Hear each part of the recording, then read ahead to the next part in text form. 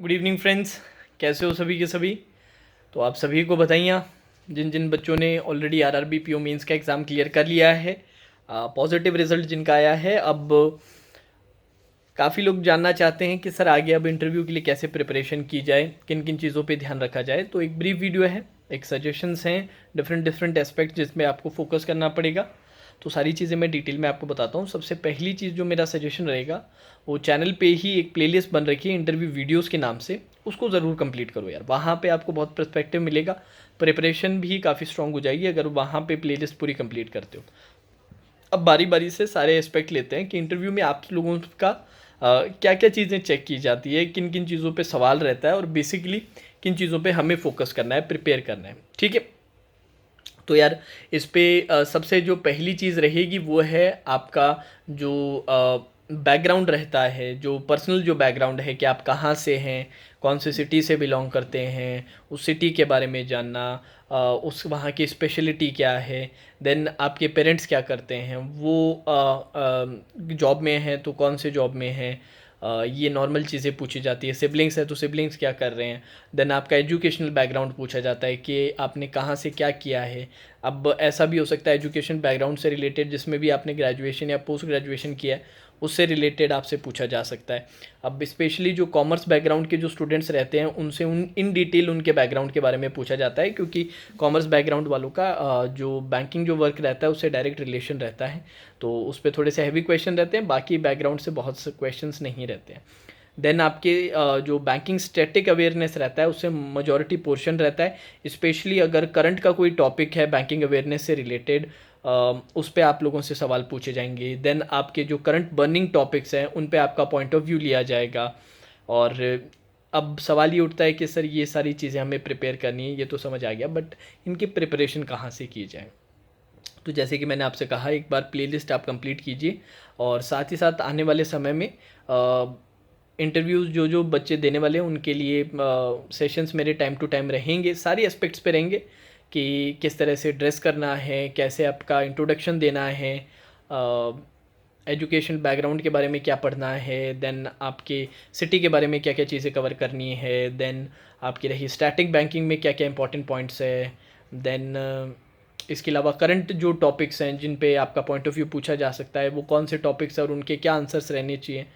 इन सारों पे वीडियोस ज़रूर आने वाले समय पे रहेंगे। बाकी जो प्लेलिस्ट में जो वीडियोस हैं ना उनको कंप्लीट कर लो। अब इनको टाइम कितना देना है सर, डेली बेसिस पे बहुत ज़्यादा समय देने की ज़रूरत नहीं पड़ेगी, क्योंकि पिछली बार तो ऐसा था कि सारे एग्ज़ाम्स हो चुके थे, आखिरी का फेज़ चल रहा था, तो कोई प्रीलिम्स के लिए प्रिपरेशन चल नहीं रहा था, ना ही मेंस के लिए ऐसा चल रहा था, तो अच्छे से हम फोकस कर पा रहे थे। बट अब हमें नए रिक्रूटमेंट्स की प्रिपरेशन भी करनी है, जैसे कि आरआरबी क्लर्क मीन्स का आपका 17 तारीख को एग्ज़ाम है।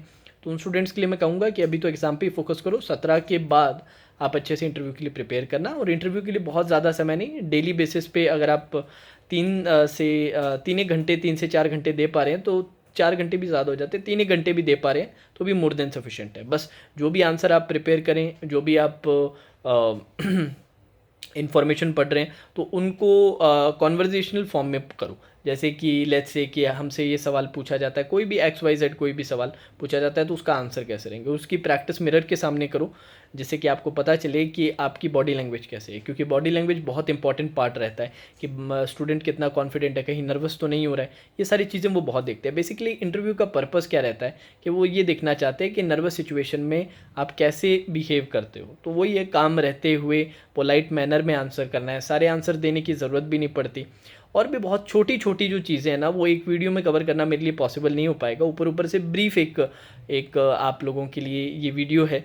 बाकी जो छोटे छोटे जो पॉइंट्स हैं ना उन पे आगे वाले आने वाले समय पे वीडियोस रहेंगे। और प्लेलिस्ट में ऑलरेडी वीडियोस हैं भी, जनरल कुछ वीडियोस हैं जो हर साल इंटरव्यूज़ में काम आते हैं, तो आप लोग वो प्लेलिस्ट ज़रूर कंप्लीट कर लीजिएगा। उसमें काफ़ी आइडिया लग जाएगा, जैसे इंट्रोडक्शन कैसे किया जाता है, ड्रेस कोड क्या रहता है, कैसे इंट्रोड्यूस करें, क्या आपका किस तरीके से आपका बॉडी लैंग्वेज रहना चाहिए, सारी बातें वहाँ पर बता रखी है। बाकी इस साल भी फिर से इन सारे टॉपिक्स पे वीडियोस रहिएगा, तो टेंशन मत लीजिए। और बस चैनल को फॉलो करके रखिए, सब्सक्राइब करके रखिए। और इम्पॉर्टेंट क्वेरी जो बच्चों की आ रही थी कि सर साथ लेके कैसे चलें, तो बहुत समय देना नहीं है, 3 एक घंटे मोर देन सफिशिएंट है। देखिए करंट अफेयर्स और स्टैटिक वगैरह ये सारी जो पोर्शन है ना, या आप मेंस की प्रिपरेशन करते हो तो साथ साथ में कंप्लीट होते जाते हैं। बस जो बर्निंग टॉपिक्स भी पूछते हैं वो करंट के जो एकदम बर्निंग टॉपिक्स रहते हैं उनसे रिलेटेड पूछते हैं कि इसके बारे में आपको पता है तो आपका क्या पॉइंट ऑफ व्यू, ये सही है या गलत, इस तरह की तैयारी है। और इन सारे टॉपिक्स पे भी आने वाले समय पे वीडियोज़ रहेंगे, बाकी आप भी सजेशंस देते रहना जैसे जैसे पढ़ते रहो कि सर ये क्वेश्चन है, इस पर हम क्या आंसर दें, तो उन पे स्पेसिफिक अगर मुझे लगा कि रेलिवेंट है तो उस पर भी वीडियोज़ रहेंगे। बाकी आप लोगों के साथ जुड़ा हूँ, आज सिर्फ रिजल्ट आया, आज ही सारी चीज़ें पता हो कोई ज़रूरी नहीं है। ऊपर ऊपर से हमें कुछ चीज़ें पता चल गई कि यार स्टैटिक अवेयरनेस अच्छे से बैंकिंग की तैयार करनी है, साथ ही साथ डेली बेसिस पे प्रैक्टिस करना स्टार्ट करना है, कुछ क्वेश्चंस तैयार करना स्टार्ट करना है, प्लेलिस्ट को कंप्लीट करना स्टार्ट करना है। मिरर में जो प्रैक्टिस जो एक्सरसाइज मैंने आपको बताई है बहुत काम आती है यार, मेरे लिए तो बहुत यूज़फुल रही थी।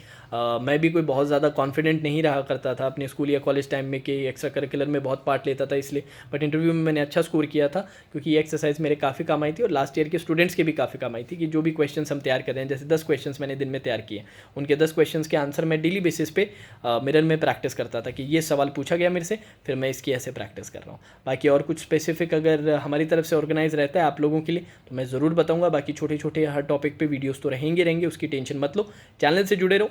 जैसे कि मैंने कहा प्लेलिस्ट को कंप्लीट करो, प्लेलिस्ट मैंने डिस्क्रिप्शन में डाल दी है, उसको कंप्लीट करना स्टार्ट कर दो, ठीक है। बाकी कोई टेंशन की बात नहीं, मैं आपके साथ जुड़ा हुआ हूँ, एंड तक आप लोगों के साथ रहूँगा पूरी तरीके से, हर स्टेप पे गाइडेंस रहेगी, तो मत टेंशन लो। और बाकी नोटिफिकेशन से बिल्कुल फोकस नहीं हटना चाहिए। इंटरव्यू है इसका मतलब ये नहीं कि अपने को 10-10 12-12 घंटे पढ़ाई करनी है, 2-3 घंटे डेली बेसिस पे दे देंगे तो सफिशेंट रहता है, ठीक है। चलो, now that's all for today session, take care.